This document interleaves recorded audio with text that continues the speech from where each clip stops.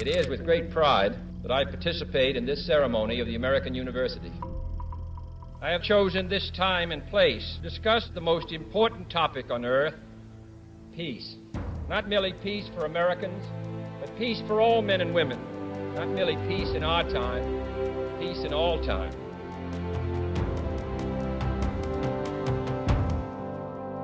I graduated from American University in June of 1963. It was a very tense year. It came on the heels of the Cuba Missile Crisis. You know, we grew up being afraid of a nuclear bomb.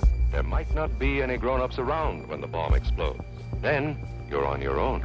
You just knew that every Russian was bad, and they wanted to destroy the world. There was no talk. If they hit us, we were going to hit them, and bango. The communist world was demonstrating its collective image of belligerence, power, and solidarity. President Kennedy brought in a whole new view of things. He was adored. He was loved around the world. He'd already delivered that incredible inaugural address. Ask not what your country can do for you. Ask what you can do for your country. His call upon us as citizens to step forward, to be engaged, to look outward, began to create an excitement. He chose American University because American University had already developed a reputation for public service, for reaching out across the United States and across the world for students and faculty. So it was very, very exciting that he was going to speak at the graduation, at my graduation. Every graduate of this school who despairs of war and wishes to bring peace should begin by looking inward, by examining his own attitude towards the possibilities of peace. Too many think it is unreal, but that is a dangerous, defeatist belief. It was a very inspiring speech. I think he was setting a tone for the possibility of working toward world peace in a non-military way.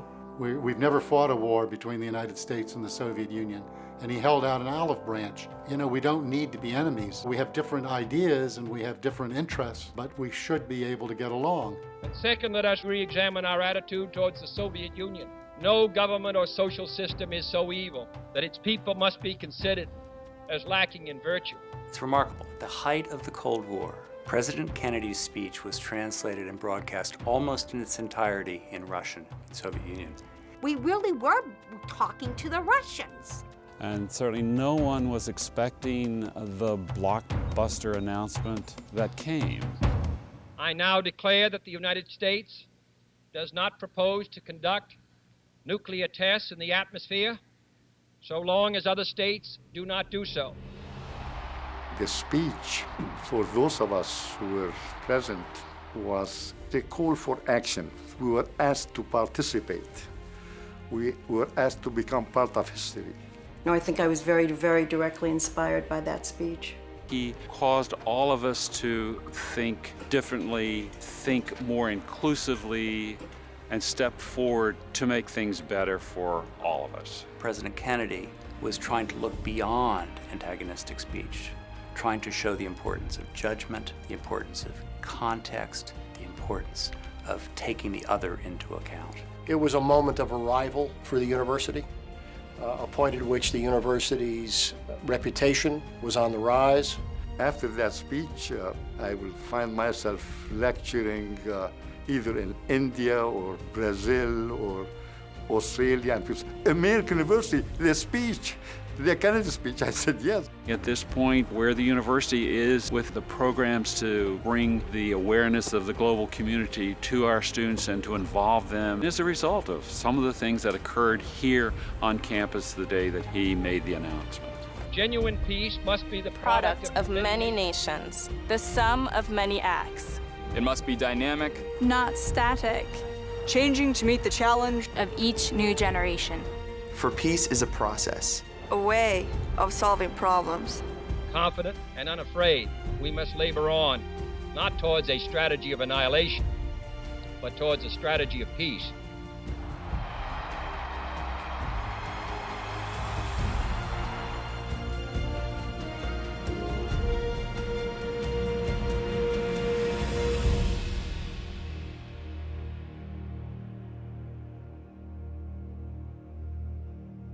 Well, I'd like to welcome everybody here today. I'm Jim Goldgeier, Dean of the School of International Service, and it's a great pleasure to welcome you here to the Abramson Family Founders Room for this wonderful event as part of the series of American University events commemorating the 50th anniversary of President Kennedy's commencement address here at American University, widely regarded as one of the best, if not the best, foreign policy addresses given by a president, and we're very proud of that address, that address was here in 1963, and we've been doing a series of events across the campus looking at different aspects of the speech and thinking about the speech in the context of what's going on in the world today. We're quite thrilled today that this event is our Meet the Press at SIS event with our distinguished guest, David Gregory, SIS alumnus and host of Meet the Press, and Israeli Ambassador Michael Oren. We are hosting this event here at SIS with the Center for Israel Studies, which is in the College of Arts and Sciences, and with whom we've had held numerous events during the course of this year. We did one on the Israeli election. We did one called Iran and the Bomb. We did one on President Obama's Middle East policy with Ambassador Dennis Ross, a whole host of events. And it's just been a great pleasure, as it always is, to work with Laura Cutler from the center on the events that we've been able to do together. It is, in fact, the 15th anniversary year of the center. I'm going to let David introduce Ambassador Oren, but I just wanted to say that, of course, we're so proud that David Gregory is an alumnus of SIS, and not only are we proud that he's an alumnus, we're also thrilled with his generous support of the school and his willingness to come over to campus to do events here with us. We are extremely grateful to him. And he will, as he does so well, moderate this event and take questions. I would just urge all of you, I know that we have people in this room as well as currently in the building who have a range of perspectives, which is how we like it here in the School of International Service. And I would just ask everyone to remember that we are at an academic institution, and so we do expect respect for different points of view. And look forward to an engaging conversation. So with that, I turn it over to David Gregory. Thank you, Jim. It's great to be here. Always fun to come back to campus, to talk about big and important matters, dating back to the time that I was a student here and the first Gulf War was happening. The thinking about, the study of, the debate about the Middle East was certainly important then, even more so now. And so it's great to be able to have Ambassador Oren here to talk about some of these issues. A couple of points. I mean, the context here is interesting and important as we celebrate President Kennedy's address on campus, and we look at the Cold War struggles over nuclear weapons and the nuclear threat by looking through the prism in the Middle East. It's both really topical, really important. But that is the context of this discussion. As I look at protesters upstairs and so forth, let's be clear about what this is not. This is not intended to be a debate about Israeli-Palestinian disputes over territory. No doubt that will come up in some fashion, as I've got the Israeli ambassador here. But I think on behalf of the school, and certainly on the behalf of the work I do, if we were going to have that discussion, you would have had both sides represented. It would have been framed as a debate. Ambassador Oren is an historian as well as a representative of the Israeli government. And so I hope we all see that in that proper context. I've known the ambassador for a good while, and it's been a pleasure to know him. He's been ambassador since 2009, born and educated in the United States at Princeton and elsewhere, and an author of some fabulous books that you may know or should certainly take the time to read. Power, Faith, and Fantasy is one, America in the Middle East from 1776 to the Present in 6 Days of War, about the 67 war, which is also a must-read, both of those bestsellers. So a brief introduction to Ambassador Oren. Michael, good to see you. Thank you, David. Thank you for promoting my books. I'm not allowed to promote my books myself now. Right, but I'm happy to. They are available at famously reduced prices now on Amazon, so you should know. And it's a great honor for me back with American University. I think I've spoken more frequently on this campus than any other campus in America, to be at the Center for Israel Studies, Laura Cutler, for the pioneering work you do, and to be speaking on the occasion of the anniversary of President Kennedy's historic commencement speech here. As an historian, David mentioned I was an historian before getting into this work, and had the privilege of doing some research in Kennedy Presidential Library in Boston about Kennedy's relationship with the Middle East, and more specifically with Israel.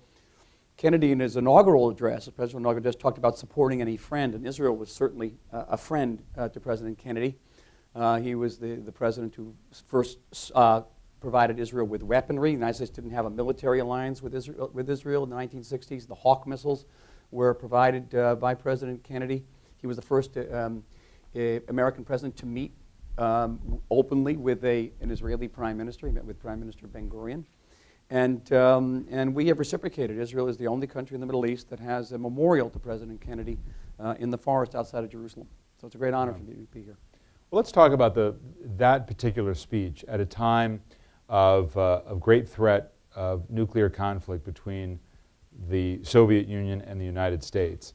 And the spirit of that message from President Kennedy was engagement with an adversary and some work toward disarmament. To both, there was protection involved, but also some nod toward a day when we'd see far fewer of those weapons. And yet now the prospect of nuclear conflict is certainly abated between the United States and Russia, but in your part of the world, it's a real threat. Talk a little bit about the state of that at the moment from how you see it. Well, we have an Iranian regime that we believe is seeking military nuclear capabilities. I think the United States believes that as well as other allies in the world. The Iranian regime is fundamentally different than the Soviet Union, which was a rational actor and understood the calculus of mutually assured destruction. And we cannot be certain about that in terms of the Iranian worldview. It has not so much an ideology as it has a theology. And it is capable of irrational acts. Planning a terrorist attack in downtown Washington is an irrational act. Planning to blow up the Israeli embassy not far from here would have been a rational act. And the Iranian regime, if it acquires these capabilities, it's not just the danger that it's going to stick a warhead on top of one of the missiles that it already has. And these missiles at this point can not only reach any city within Israel and any city in the Middle East, but can reach most of Eastern Europe and is making its way toward Western Europe. That is one danger, but Iran is also the leading state sponsor of terrorism in the world. And if Iran gets these capabilities, it means the terrorists get the capabilities. And you don't need a missile. All you need is a ship container. And how do you defend the world from that? And then once Iran acquires military nuclear capabilities, we know of several Middle Eastern states that will seek to follow suit. So if Iran gets nuclear weapons, we'll be looking at a Middle East that not only has uncertain arsenals of chemical weaponry, and there's been much on the news about that recently, but we'll be looking at a Middle East which is unstable and has nuclear arsenals. And if that is the case, do the old rules apply?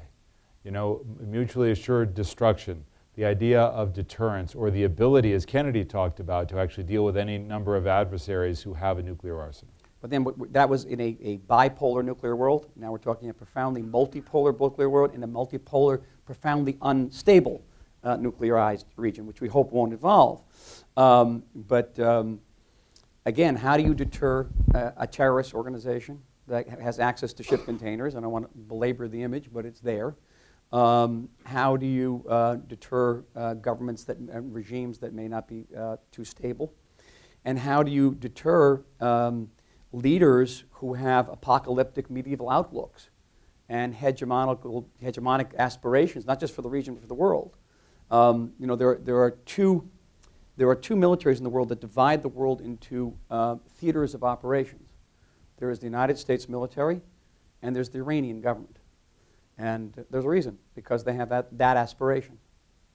The difference, though, is the ability to act on the aspiration, right? I mean, the U.S. They aspire to acquire that ability. Yeah. And they can do that through, if Iran goes nuclear, I mean, you're making reference to it, but if Iran becomes a nuclear power, and if this administration is not able to prevent it from doing that, which is is still the stated goal, then what follows? And tell me the time frame. I don't know the time frame, but what follows, and the time frame is not in the tremendously distant future. We talk about a window for diplomacy and sanctions that is open, but not open very widely and not for long. We don't think that there's an abundance of time remaining. But if other states in the Middle East acquire military nuclear capabilities, then there's the danger that the very notion of non-proliferation, nuclear non-proliferation, becomes an oxymoron, and that proliferation becomes global. And how do you prevent many states from acquiring nuclear weapons once a good number of Middle Eastern states acquire nuclear weapons? So what is then, you know, the lesson of what Kennedy was speaking of, which was ultimately getting to a place of a test ban treaty and then some disarmament? That's something that's been carried on through the decades. And indeed, but post 9/11, American governments have been focused on the idea of non-proliferation and trying to limit that in Iran and throughout the Middle East. Mm-hmm. Well, I think that the notion that someday the Middle East could be free of weapons, of all weapons of mass destruction, not just nuclear weapons, but also chemical weapons, biological weapons, is an American goal, but it's also an Israeli goal. Mm-hmm. And we look forward to that day. We think that peace is the essential precondition for that, and that once there are peaceful relations between Israel and its neighbors, then we could look forward to a region that is free of all of these weapons of mass destruction. Even your own? Even whatever weapons we have. Israel has said now for, let's see, more than a half a century that it will not be the first country to introduce nuclear weapons to the Middle East. That was our policy at the time of Kennedy's administration. It remains our policy today. The ability for, let me ask it this way, what is the difference between Israel's ability to start to reach out to adversaries like Iran and the U.S.'s ability? Because one of the things that President Obama said was, we're going to give this a shot. We're going to try to reach out to them and see if we can get them to negotiate. And we supported it. We were supportive of the engagement policy. We were supportive of the reassessment of that engagement. Supporting at the president's first meeting with Prime Minister Netanyahu in May of 2009. I was just coming on the job. That was one of the first agreements we had, that Israel would back an attempt by the United States to engage the Iranian leadership, even to reach a compromise formula, in which large part of its the bulk of its stockpile of enriched uranium would be shipped abroad to be to enrich to a higher level for the use in medical isotopes at the Tehran research reactor. That we supported that. That offer was made in November of 2009, and the Iranians, alas, rejected it, as they've rejected every compromise proposal since then. We have the greatest stake, and I want to say this in the most unequivocal terms.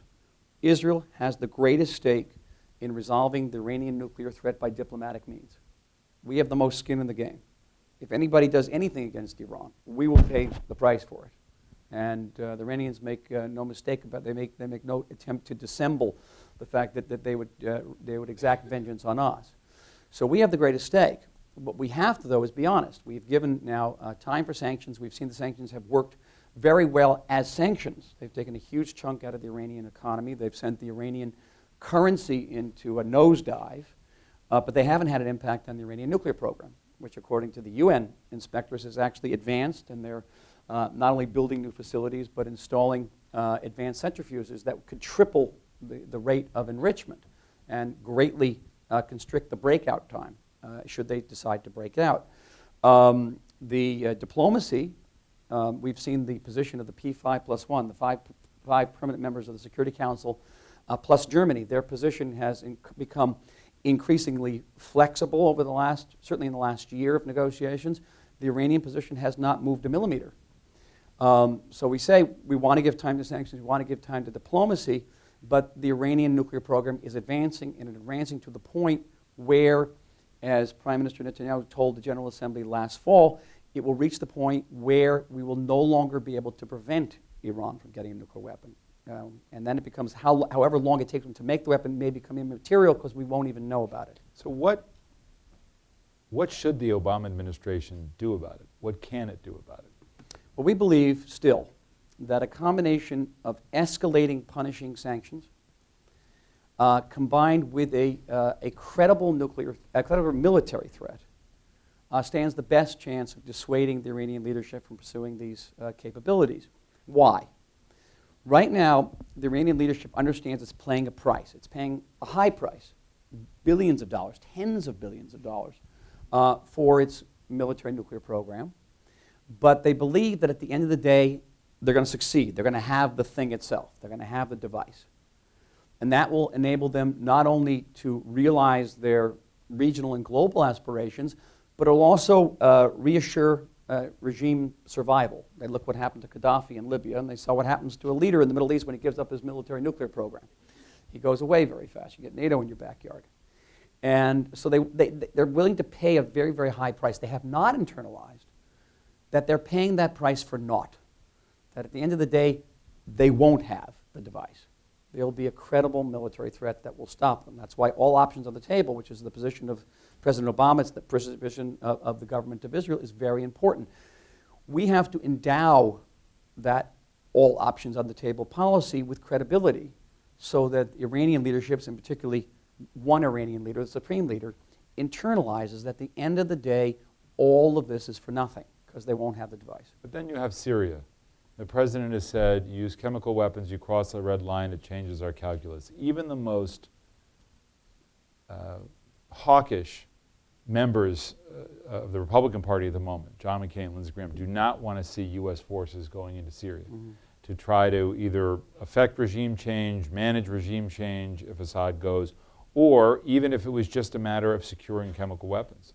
How much of a complication is Syria, and what does that tell you about U.S. willingness to commit forces, to commit to a military option with regard to Iran? We don't think you should look at the Syrian example and derive conclusions about Iran. First of all, there's a vast difference of magnitude of threat. The Syrian chemical arsenal, which is the largest chemical arsenal in the Middle East, it's one of the largest in the world, presents a serious danger to Israel, not just to Israel, to some of our neighboring countries, friends of the United States, and we're following this continuously at the highest levels, an intimate ongoing discussion. The Iranian nuclear threat is an existential threat. It's an existential threat. We have an Iranian regime that's actually saying that it's going to wipe a member state of the UN, us, off the map, and saying it with such frequency that it doesn't get even reported in the American press anymore. It's become so commonplace. So it's a different order of magnitude. The Syrian situation is immensely complex. Whether there are no simple military solutions. The word plumage becomes very important here. The question of whether by somehow interdicting the Iranian chemical threat, you can cause collateral damage to civilians. You don't want to do that. It is immensely complex. We are making no recommendations to the United States about how to respond to this, contrary to what has been alleged in some leading newspapers here in the United States. We are not pressing any particular policy. We're not pressuring or recommending, but we are communicating very, very closely about it. And I'll stop there. All my head. As we look at the Middle East of today, the nuclear threat, the devolution of power, how would Saddam Hussein, still being in power, but subjected to the kind of punishing sanctions that were on the verge of melting away before the invasion, how would his survival in life and as a dictator in Iraq have affected the reality in the Middle East today? Well, it's a hypothetical and a hypothetical sort of thing. What we can say empirically is that Israel mounted a raid on the Iraqi nuclear reactor in 1981. We did so with the understanding that we would gain 1 year in that program. 1 year is a long time in the Middle East. You may have noticed things can change very rapidly. In the Middle East, before I was sitting with your president and saying, you know, if you give an introductory course on the Middle East at American University today, you know how the course starts, but you don't necessarily know how the course ends, because the situation is so fluid in the Middle East and so flammable. We thought we'd gain a year, and to this day, Iraq does not have nuclear weapons. What I think that had Saddam Hussein acquired military nuclear capabilities, then the course or even the outbreak of the first Gulf War, to say nothing of the second Gulf War, might have been much different. Again, it's a hypothetical, But if we use the example of, say, North Korea, we see how hesitant powers are to intercede militarily against a country which, by any standards is quite primitive, but has a nuclear arsenal. But the idea of what became the idea, the idea for the invasion of Iraq was about eliminating a threat from weapons of mass destruction that did not exist, or at least eliminating a capacity, because that was the extension from a terror attack on 9/11 to terrorists getting weapons of mass destruction, which you referenced just a short while ago. But the notion that became prominent was the idea that pushing a freedom agenda in Iraq ultimately has a cascading effect on the Middle East. And if President Bush at least was a precursor to the events roiling the Middle East, we see a lot of the dangers associated with the introduction of greater freedoms into the Middle East. So I go back to what brings us together today, the notion that the Cold War, and as it extended to the Middle East, was about preserving some level of stability to keep one side pitted against the other, but to maintain the deterrent value. What's happened in the Middle East, just across the board, that is making it so much more dangerous? What we see in the Middle East now is the unraveling of an order that was created by the Europeans in 1916, with the anticipation of the dissolution of the Ottoman Empire, the Sykes-Picot Order, where borders were drawn to meet European interests, sort of without any thought about ethnic concentrations, ethnic communities, tribal allegiances. And the Cold War was predicated on the existence of a state system that grew out of that order. It was an order that lasted 100 years. It was like the European state system created at the Congress of Vienna in 1815, lasted 100 years till the outbreak of World War I. You could probably derive some theory about that, about the longevity of state orders. But that type of, to the degree that it rendered any stability, and let's not overstate the case for stability. We had, depending on how it's counting, between 6 and 8 Arab-Israeli wars during that period, many other regional wars between Yemen, the Yemen civil war, with a proxy war between Egypt and Saudi Arabia. We had conflicts with Jordan. We had conflicts between Libya and Egypt that had nothing to do with the Arab-Israeli conflict. Syria invading Jordan, trying to invade Jordan in 1970, had nothing to do with the Arab-Israeli conflict, or little to do. That stability shouldn't be overstated, but even then, compared to today, where we don't know where the future of the state order is going, what Syria will look like in another year, will it trifurcate, will it balkanize, will it atomize, we don't know. That calls into question many of our assumptions that we have held as axiomatic for many decades now. And it has forced a lot of rethinking on our part too, and certainly on the part of our American allies, about how we're going to try to grapple with this future. And there's a tremendous amount of uncertainty, I must tell you. We hope, what do we hope? We hope for the emergence of coherent, peace-loving, democratic governments and countries throughout the entire Middle East. That's our hope, and to the degree to which we can impact that. And again, I don't want to overstate our ability to impact what's going on in Syria, certainly not as Israelis or even as Americans, impact the internal situation in Syria, impact the internal situation in Egypt or any other country. We want to achieve peace with the Palestinians. There are some people in the world who say, why would you want to give up territory right now with so much uncertainty out there? Because this is actually something we can hope, we can actually work to try to improve. It's something we can affect, try to reach peace with the Palestinians. We'll do that. What's the prevailing goal, do you think, in some of the dissolution of the state order?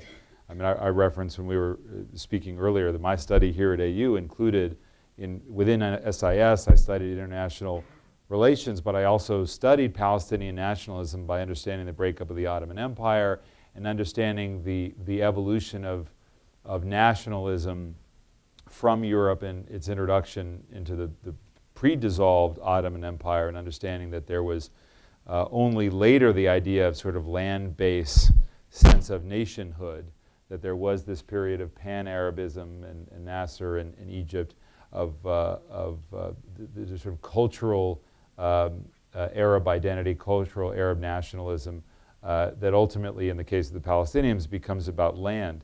I mean, here you have various strains there are ethnic and tribal differences which affect the map. There are certainly those younger people who would like to see democratic order. And then, of course, altogether different, which is, religiously inspired desires for a return to the caliphate, which is, a lot of jihadism.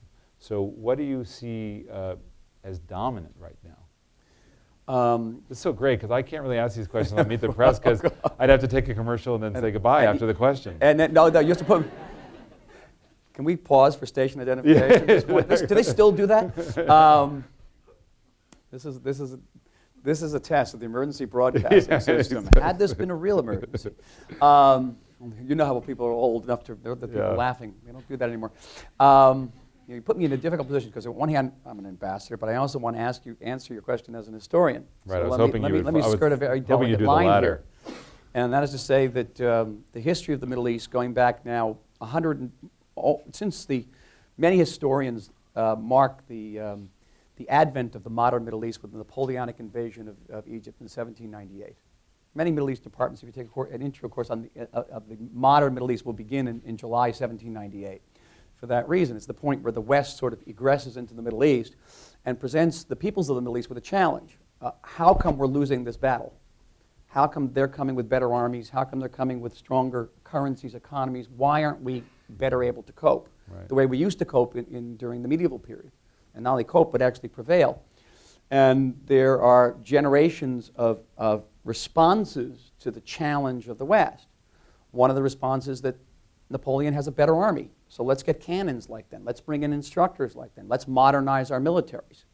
That didn't work. That actually led to, the result was greater European conquest in the Middle East. A next generation comes on. What they have that we don't have is constitutional government. Let's make constitutions.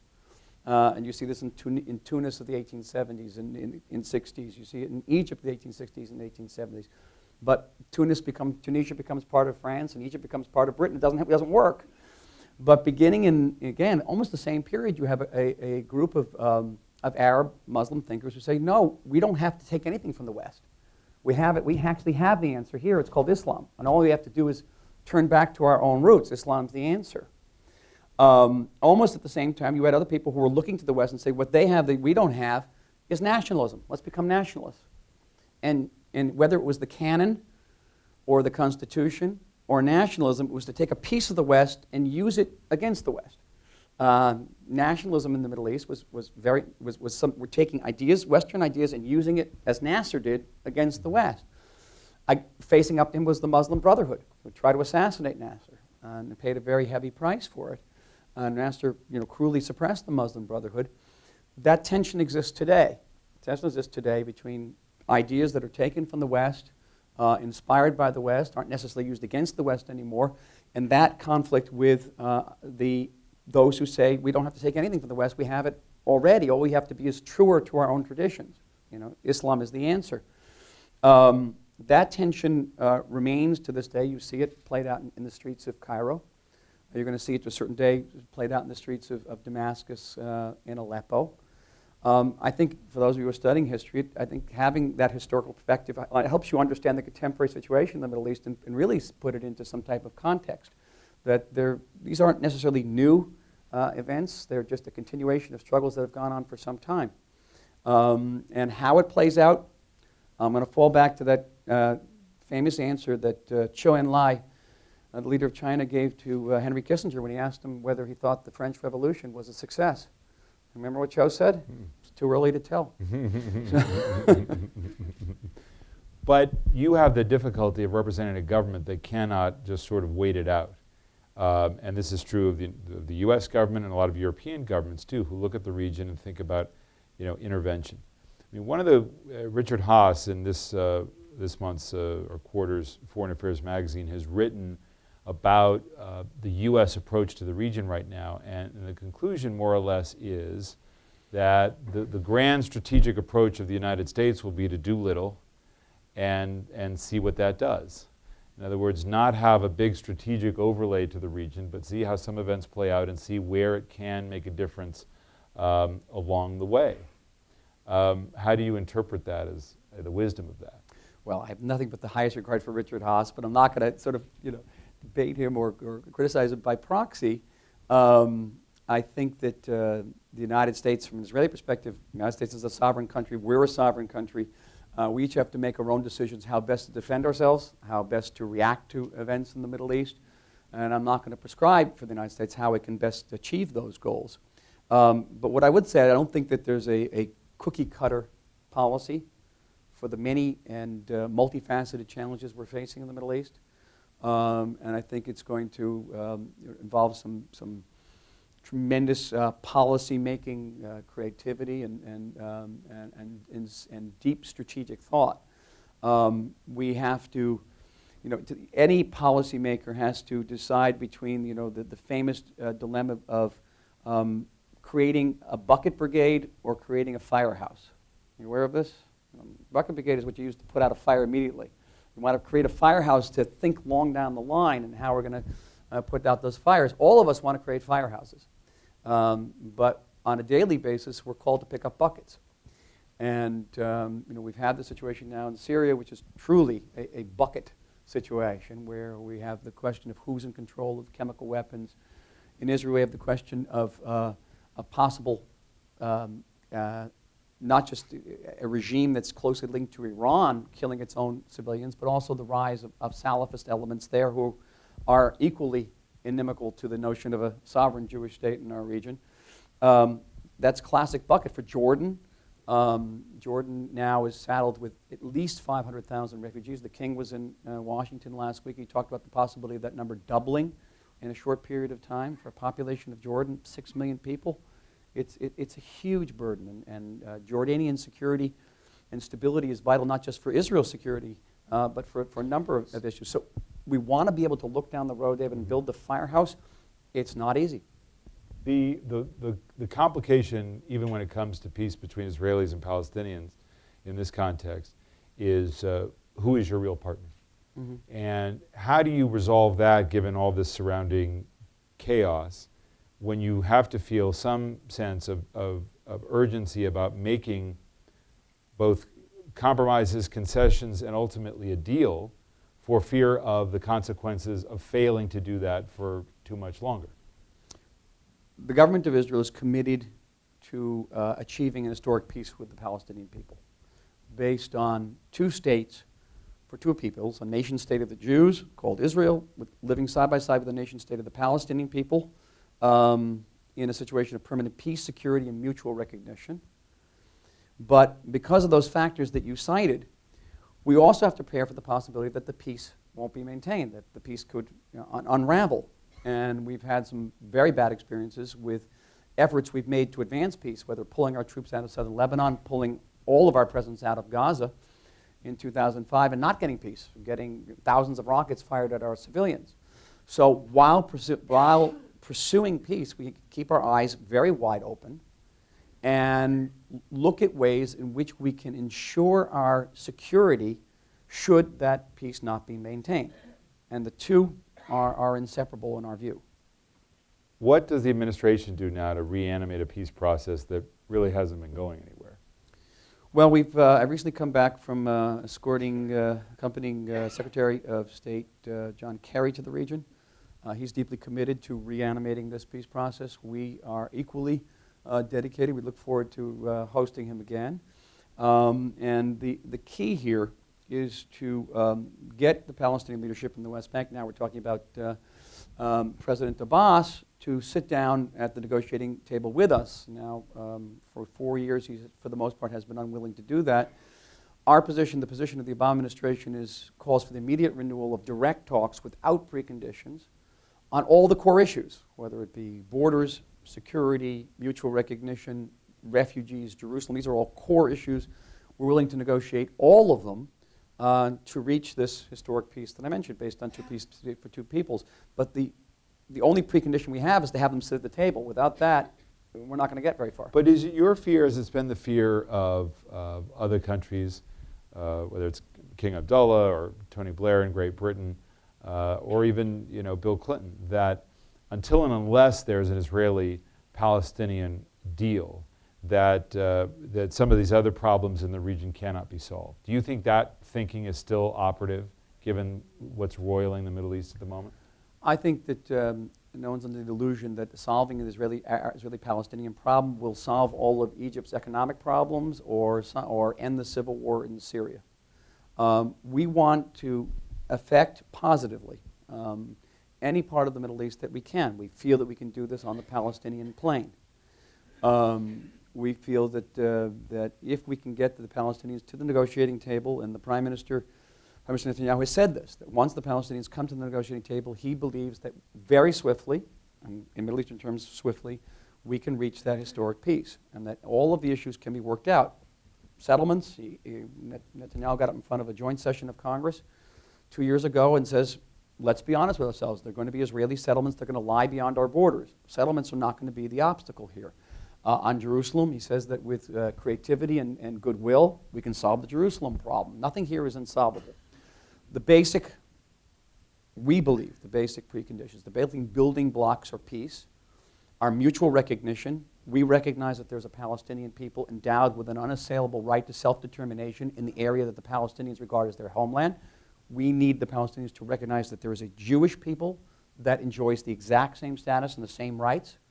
And we believe that once we sign on the dotted line of this peace, it has to be an end of claims, an end of conflict. That means that the conflict doesn't go on from there and there's irredentist claims. The Palestinian refugees will be settled in the Palestinian state and not in Israel. We believe this is achievable if the Palestinians enjoy at the table, and that we can positively affect the region. It will not solve all the problems of the Middle East, but it certainly won't help, or it won't hurt it. And maybe some people, if peace brings true prosperity to the Palestinians in the West Bank, maybe the people of Gaza will get the message too and think that Hamas is not the way. You talk about affecting change in the broader Middle East. This is one way to do it. A country like Egypt, if it survives politically under this administration, perhaps can be an element for change. But how do you view President Morsi right now and Egypt? Is he a friend, a foe, something else? Well, we greatly value our peace with Egypt. It goes back to 1979. It's really been the cornerstone of Israel's strategic and diplomatic regional outlook since then. And it's not only an Israeli interest, that peace, it's not only an Egyptian interest, it's an American interest, it's a regional interest, we think it's a global interest maintaining that peace, and we think that the Egyptian government understands that. We have no illusions about the nature of the Muslim Brotherhood and the place which a sovereign Jewish state has in their outlook and their traditional theology. But we prefer to look not at what Morsi and his government says, but what they do. And last November, when we had fighting with Hamas and other terrorist organizations in Gaza, the Egyptian government played a constructive role in cooperating with then Secretary of State Clinton in reaching a ceasefire. And we hope that they'll continue to play that constructive role. Meanwhile, we have some outstanding issues with the Egyptian government, not the least of which is the paradoxical situation is in Cairo, where we used to have an embassy, the embassy was destroyed. We have an ambassador without an embassy, and there is in Tel Aviv an Egyptian embassy without an ambassador in it. They withdrew their ambassador. So we want to redress these paradoxes and get onto a more stable situation. But right now, we recognize that the Egyptian government is maintaining the peace, and that is absolutely crucial for us.